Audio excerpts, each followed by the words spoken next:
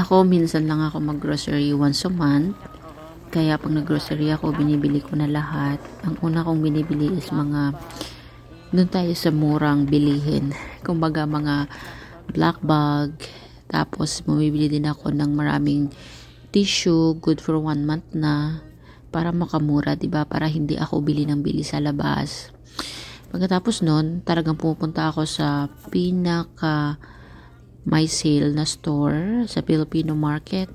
Tsaka pumipili ako ng pinakamurang magagamit namin sa pang-araw-araw na tissue, like that. Sa mahal na kasi ng bilihin ngayon, hindi na natin maiwasan yung talagang kailangan natin magtipid ng sobra-sobra. Hindi naman pwera at nagtatrabaho tayo, gastos tayo ng gastos.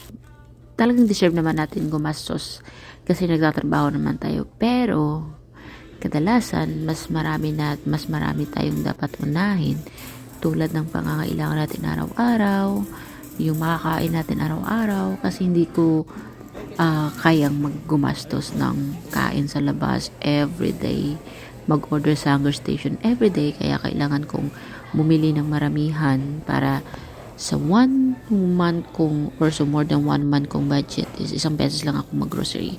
Bumibili lang ako sa labas ng mga nauubos na katulad ng mga saging, mga dapat gamitin, pero pag hindi naman need is hindi talaga ako bumibili. Actually dito ako bumibili sa Saj kasi kumpleto sila ng mga Pilipino na mga pagkain katulad ng gulay.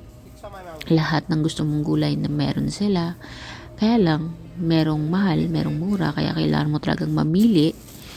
Ang mga patatas nila, yung mga saging nila is hindi rin ganong kamahal. Kumukuha lang ako ng sakto lang, good for 1 month. Kumbaga, nakakaloka yung presyo, sa totoo lang. Kaya, hindi mo alam kung paano ka magtitipid. Sa mga dilata nila, ang pinakamura lang dyan is yung 5.5.